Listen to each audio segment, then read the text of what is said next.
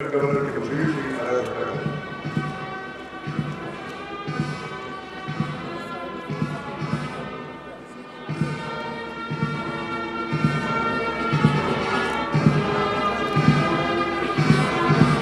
Phone करना बेच shoot करना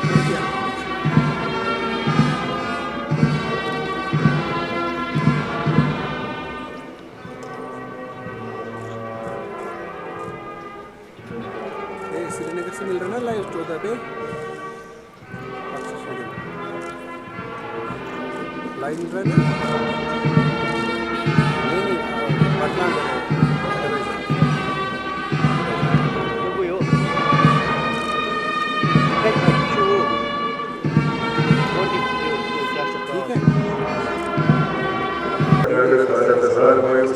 जीत में जिसमें वो परेड का मायना करेंगे।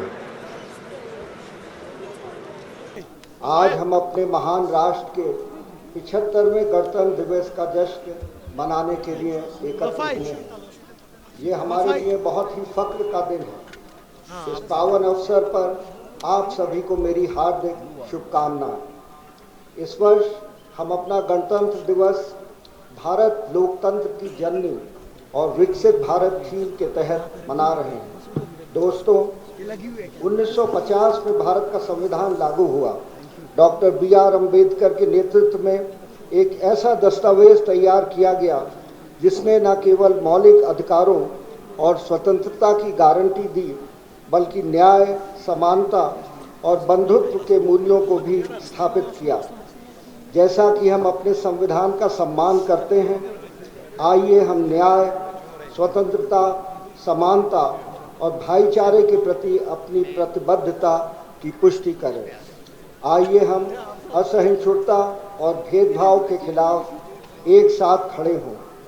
एक ऐसे वातावरण को बढ़ाया जाए जहां हर नागरिक धर्म, जाति, पंथ या लिंग से ऊपर उठकर प्रगति के पथ पर अग्रसर हो। प्रिय मित्रों, वैश्विक चुनौतियों के सामने भारत ने अटूट दृढ़ संकल्प दिखाया है। तकनीकी प्रगति से लेकर आर्थिक विकास तक हम अंतर्राष्ट्रीय मंच पर प्रगति कर रहे हैं। सतत विकास और समावेशिता के प्रति हमारी प्रतिबद्धता उज्जवल भविष्य के लिए हमारे दृष्टिकोण को रेखांकित करती है। मेरे प्यारे साथियों, हमारे गणतंत्र के 75वें वर्ष में हमें उन लोकतांत्रिक मूल्यों की रक्षा और प्रचार करने की अपनी प्रतिज्ञा को नवीनीकृत करना चाहिए जो हमें परिभाषित करते हैं। ये सुनिश्चित करना हमारी सामूहिक जिम्मेदारी है कि प्रत्येक नागरिक विकास और प्रगति का लाभ उठा सके। दोस्तों, ये खुशी की बात है कि हमारी अर्थव्यवस्था स्थिर गति से आगे बढ़ रही है और वैश्विक वित्तीय मंदी के दौरान कठिन परिस्थितियों में भी इसका प्रदर्शन सराहनीय रहा है।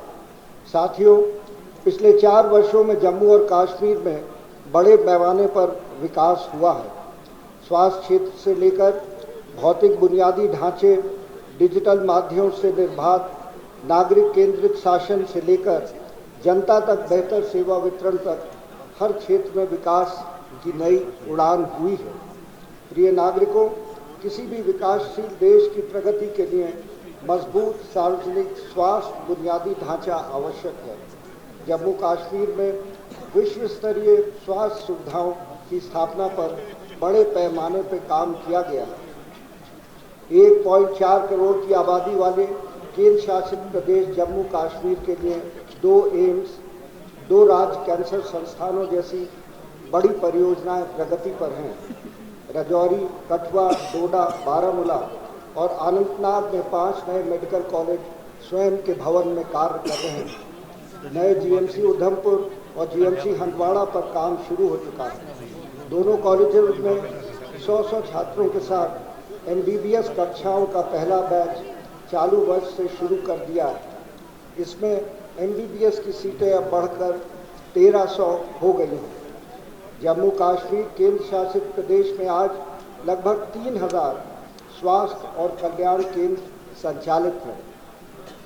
ABPMJY और सेहत पहल के माध्यम से सार्वजनिक स्वास्थ्य बीमा कवरेज के तहत जम्मू कश्मीर में लगभग 24 लाख परिवारों के पंजीकरण को कवर दिया गया है और लगभग 83 लाख गोल्डन कार्ड जारी किए गए हैं। हमारे राष्ट्रगान की गूंज हमें उस एकता की याद दिलाती है जो हमें भारतीयों के रूप में एक साथ बांधती है।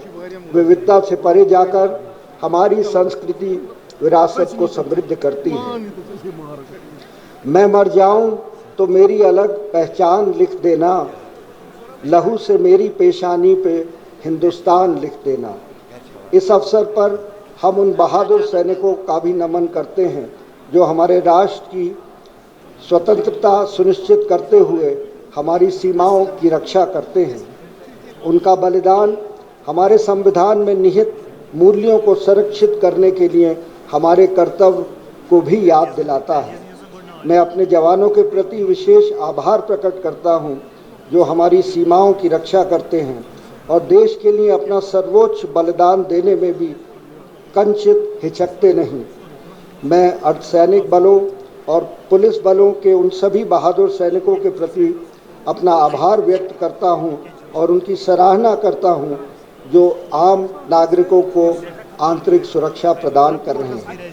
मैं हमारे सशस्त्र बलों, अर्धसैनिक बलों और पुलिस वालों के उन सभी बहादुरों को सम्मान करता हूं जिन्होंने कर्तव्य का पालन करते हुए अपने प्राण न्यौछावर कर दिए। मैं शहीदों के परिजनों के प्रति अपनी संवेदना व्यक्त करता हूं। ये शासन उनके साथ सदैव खड़ा रहेगा। दिल से निकलेगी न मरकर भी वतन की उल्फत, मेरी मिट्टी से भी खुशबू वफा आएगी। मैं सभी प्यारे बच्चों के उज्जवल भविष्य की कामना करता हूं। मैं एक बार फिर आप सभी को इस गणतंत्र दिवस की हार्दिक शुभकामनाएं देता हूं। जैसे जैसे हम आगे बढ़ते हैं, आइए एक प्रगतिशील और सामंजस्यपूर्ण समाज के निर्माण के लिए नवाचार, शिक्षा और टेक्नोलॉजी को अपनाएं।